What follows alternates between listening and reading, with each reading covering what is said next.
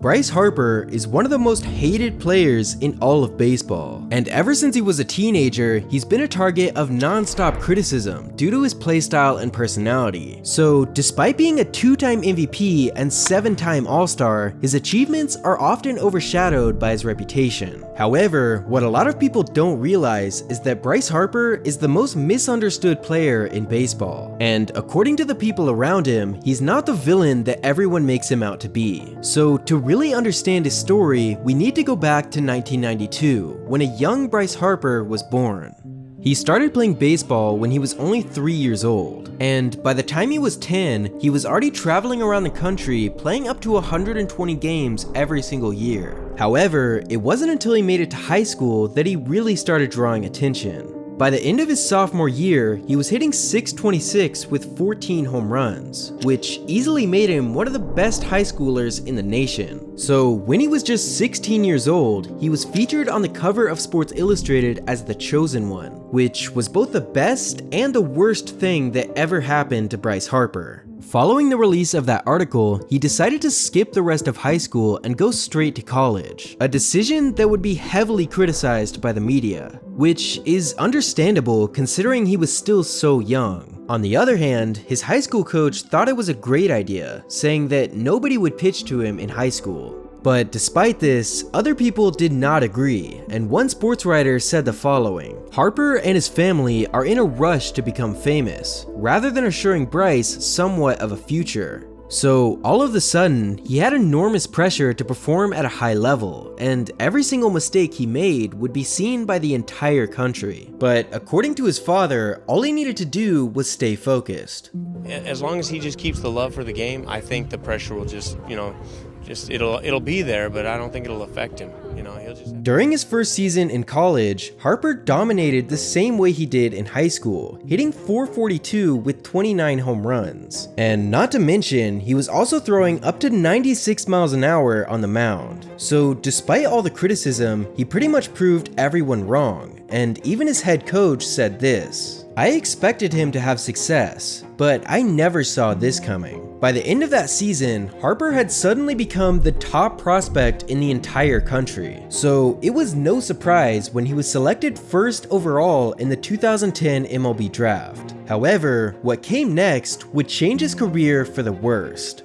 In 2011, he played in both Single-A and Double-A, putting up solid numbers on both sides of the field. But during that same year, he would start making headlines for all of the wrong reasons. Bottom of the sixth, crushes his 14th home run of the season off of Zach Neal. He takes some time to admire the shot. All right, he's very confident. And then as he's heading for home, it's hard to see here, but he actually stops and blows a kiss there to the pitcher. That's going to get you and your teammates beamed in the head when you come up next inning. Now, as you can imagine, this situation was immediately met with backlash, but things would only get worse as time went on. In August, Harper received his second ejection of the year after slamming his helmet to the ground. Yeah, the 18-year-old getting up in the umpire's face, disrespecting him. You have to think at some point that Nationals general manager Mike Rizzo has to sit down with the young man and says, "Bryce, you got to cool it."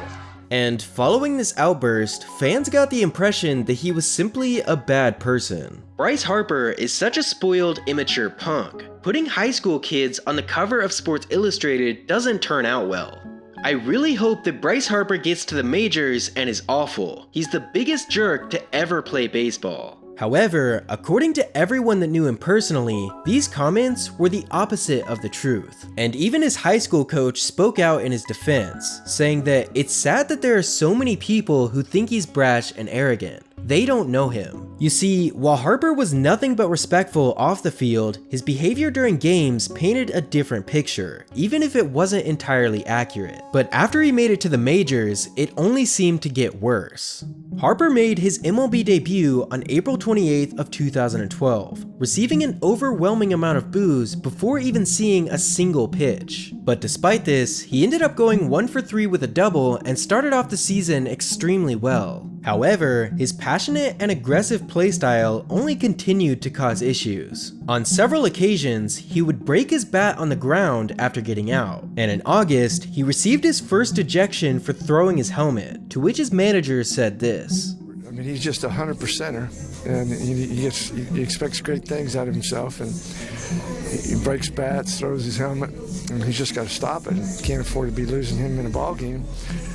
Now, controversies aside, Harper was an all-star in both of his first 2 seasons, but somehow people were still disappointed. In fact, in 2014, he was voted as the most overrated player in MLB by 124 other players. So overall, the conversation surrounding Harper was almost entirely negative after his first 3 seasons. However, this was about to change. 2015 needed to be a successful year for Harper, as people were starting to believe that he might never live up to his expectations. However, he ended up proving everyone wrong, putting up one of the best individual seasons in recent history. One of his major highlights came in May, when he hit 3 home runs in a single game for the first time in his career. Over the course of the season, he hit 42 home runs with an OPS just over 1100, and unsurprisingly, he was selected as the unanimous National League MVP. So after 4 years in the majors, Harper was finally living up to his expectations. But going forward, he still dealt with plenty of controversy and criticism. In September of 2015, Harper got into a confrontation with one of his teammates after not running out a fly ball. And despite Harper not even initiating the fight, he still received plenty of backlash on social media. In 2017, he was drilled with a fastball thrown by Hunter Strickland, sparking one of the most infamous fights in recent history. Now, the reason for this fight went all the way back to a previous confrontation in 2014, but in this case, Harper was simply reacting to the situation. However, both players ended up being fined and suspended. By this point, Harper was pretty much universally disliked by players and fans. But at the same time, there was obviously nobody denying his talent, because in 2017, he received the most All-Star votes of any player. So when he became a free agent in 2018, it was expected that he would sign a massive deal. And sure enough, in December of 2019, he signed with the Phillies for $330 million. So for the first time in his career, Harper had the opportunity to start fresh and change his reputation for the better. 2019 started off the same as any other, and for the 3rd time in his career, he was voted the most overrated player in baseball. However, throughout the rest of the season, it was clear that he had made some changes, and one of his new teammates said this. I feel like Harper's one of the most misunderstood people in baseball, you know. Coming in, I wasn't sure what kind of teammate he was going to be just because of some of the things I've heard, but I mean, the guy's an awesome teammate.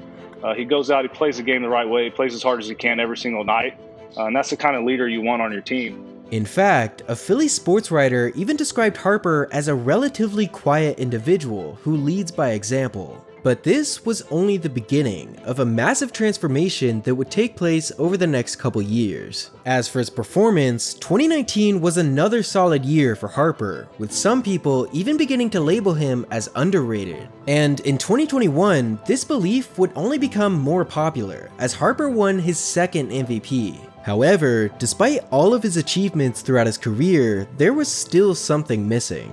During his time on the Nationals, he made the postseason 4 times, but never made it past the first round. And to make things worse, the Nationals won the World Series in 2019, the first season after Harper left. Not to mention, after he joined the Phillies, they missed the postseason in each of his first 3 seasons. So in the next couple years, Harper had a lot to prove. But just 1 year later, and this would all change.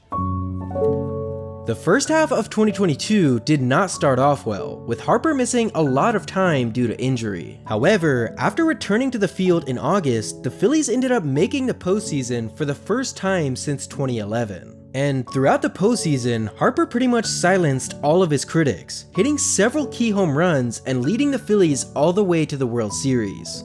Now, despite his amazing performance, the Phillies ended up losing to the Astros in Game 6. And unfortunately, as soon as the postseason was over, Harper had to undergo surgery on his UCL after dealing with a partial tear the entire season. Now, normally, it takes over a year for players to recover from this surgery, but Harper is not a normal player, and after the quickest recovery in history, he was already back in the lineup in May of the next year. And in order to save his arm, he made the permanent switch to first base, after spending his entire career in the outfield. Now, despite Harper continuing to put up insane numbers, the Phillies once again fell short in the postseason. But either way, it's pretty clear that Harper has finally found a home.